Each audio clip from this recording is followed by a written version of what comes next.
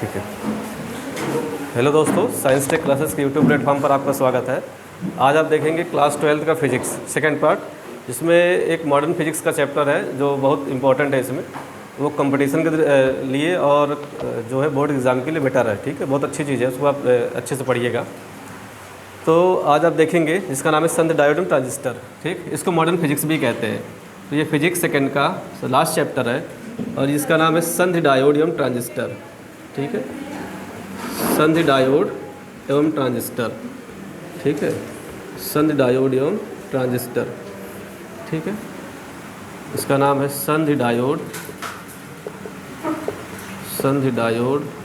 एवं ट्रांजिस्टर।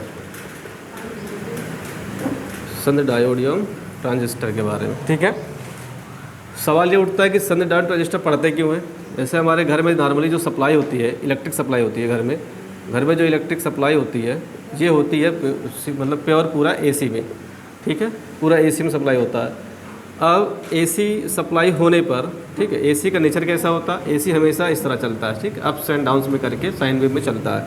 ठीक है, इस तरह से चलता है एसी। अब एसी हमारे घर में आने के बाद हमें मोबाइल चार्ज करना रहता है। हमारे पास मोबाइल है, ठीक है, एलसीडी है, लैपटॉप है। ठीक, ऐसे कई सारे इलेक्ट्रिक इक्विपमेंट हैं हमारे पास और इन सबको चलाने के लिए हमें ज़रूरत पड़ती है डीसी की। डीसी का नेचर कैसा होता है, डीसी हमेशा स्ट्रेट वोल्ट पे चलता रहता है। एक बार फिक्स हो गया 5 वोल्ट तो 5 वोल्ट पे ही चलेगा। ठीक है, ये क्या रहता है, ये अप्स एंड डाउन कर करके इसका मान चलता रहता है एसी में। ये 5 वोल्ट पे फिक्स हो गया तो 5 वोल्ट पे ही चलेगा डीसी। यानी अब एसी को कन्वर्ट करके हमको डीसी में लाना है।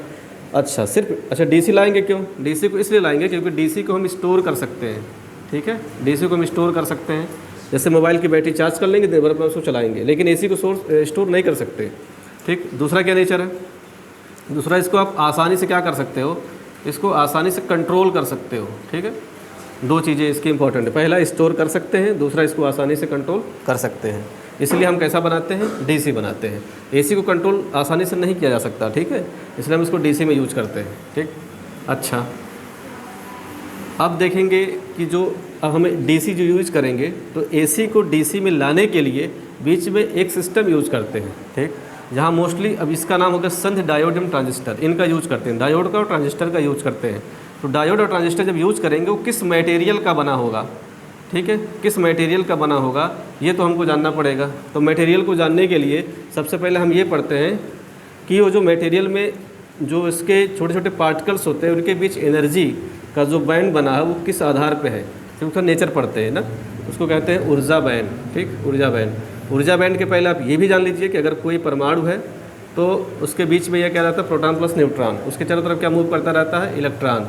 ठीक, इलेक्ट्रॉन मूव करता है। तो इलेक्ट्रॉन अपनी एक ऊर्जा स्तर से निकल करके दूसरी ऊर्जा स्तर पे जा रहा है, फिर दूसरे से तीसरे पे जा रहा है।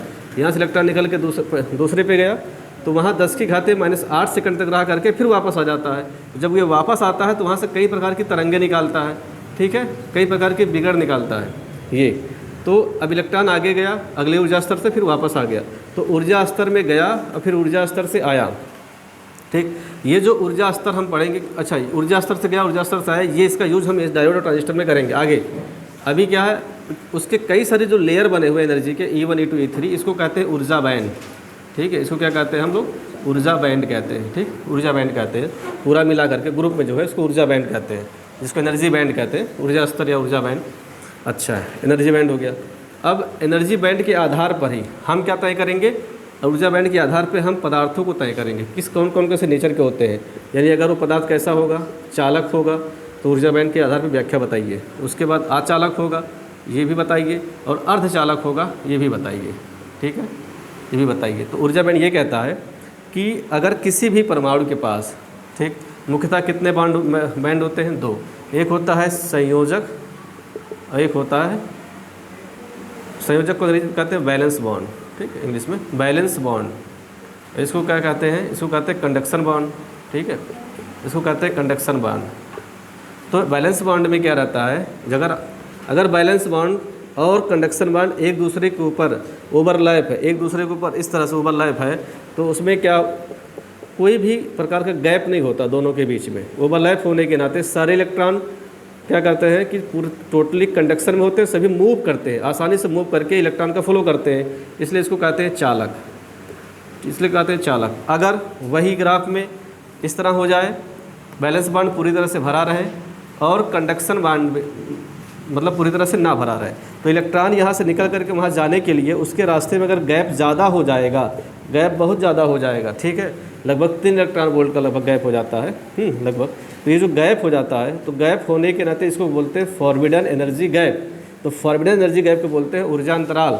ऊर्जा अंतराल ज़्यादा होने के नाते इलेक्ट्रॉन कूद के वहाँ पर नहीं पहुँच पाता है। जब इलेक्ट्रॉन नहीं पहुँच पाता है तो उसको बोलते हैं अचालक, ठीक।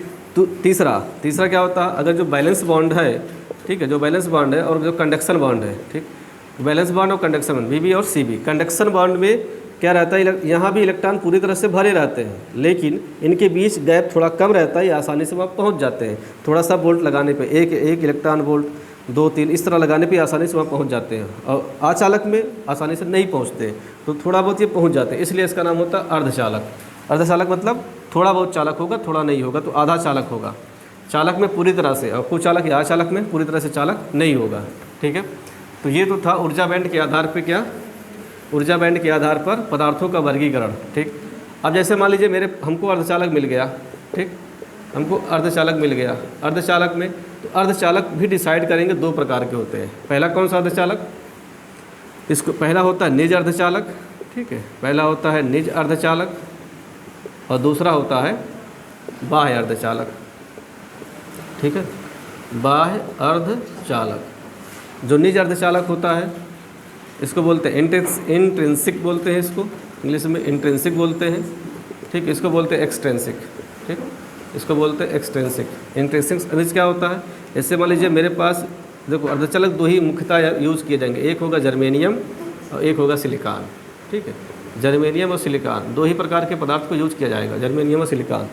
अगर मान लीजिए मेरे पास जर्मेनियम है इंट्रिंसिक, मेरे पास जर्मेनियम अगर है या सिलिकॉन है, ठीक है, सिलिकॉन है, तो सिलिकॉन का अगर आप करोगे, इसका परमाणु क्रमांक 14 होता है, इलेक्ट्रॉनिक विन्यास करोगे 2 8 4 होगा, बैलेंस बॉन्ड में 4 इलेक्ट्रॉन होगा, यानी अगर 4 इसको कहीं और से मिल जाए, अगर ये 4 पा जाता है तो 8 हो जाएगा, अष्टक पूरा कर लेगा। अगर ये अष्टक पूरा कर लेगा तो ये स्टेबिलिटी को आ जाएगा, या 4 को निकाल दे तब भी स्टेबिलिटी, यानी इसका जो बैलेंस होगा कितना होगा, वो हमेशा 4 ही होता है। इसलिए हम अगर इसकी संरचना बनाए, इलेक्ट्रॉनिक विन्यास बनाए, ठीक है, इलेक्ट्रॉनिक विन्यास बनाए अगर उसको, तो इसके बाह्य कोश में कितने रहते हैं, 4 इलेक्ट्रॉन, ठीक है, इसके बाह्य कोश में रहेंगे 4 इलेक्ट्रॉन। आप इसको बॉन्ड से देख लेंगे, इसको, ठीक है, बॉन्ड से देख लेंगे, 4 इलेक्ट्रॉन होंगे इसके, ठीक है, 4 इलेक्ट्रॉन होंगे इसके, इस तरह से 4 इलेक्ट्रॉन, ठीक।